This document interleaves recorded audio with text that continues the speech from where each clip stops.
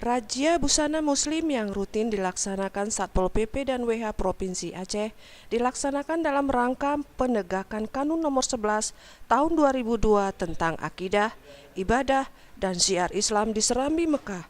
PLT Kasih Penegakan Syariat Islam Satpol PP dan WH Aceh, Nasrul Miadi mengatakan, razia busana muslim tersebut dilakukan dalam rangka pengawasan syariat Islam dengan dibagikannya kain sarung dan jilbab bagi pria dan wanita yang melanggar aturan.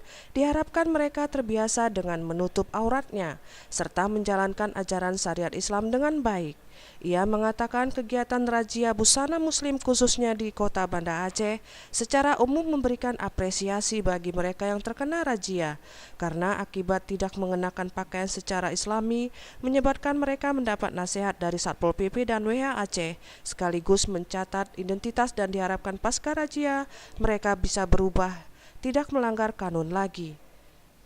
Gaya kebarat-baratan sebenarnya budaya seperti itu menyalahi aturan syariat Islam, terutama kita di Aceh yang menjunjung tinggi syariat Islam. Inilah yang melalui media operasi seperti ini kita menghimbau, mengajak, menyeru khususnya pada warga muslim ketika berada di ruang publik pada tempat umum ini harus menyesuaikan pakaiannya.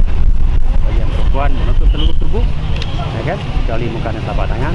Kriteria lainnya tidak boleh ketat membentuk tubuh, kemudian tidak dari bahan yang tipis, tembus pandang, dan juga dari bahan yang halal.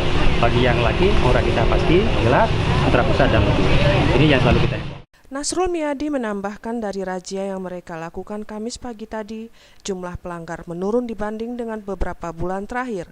Ia pun menghimbau kepada masyarakat bila berada di luar rumah agar memakai pakaian secara islami yang telah diatur peraturan daerah di Kota Banda Aceh ini.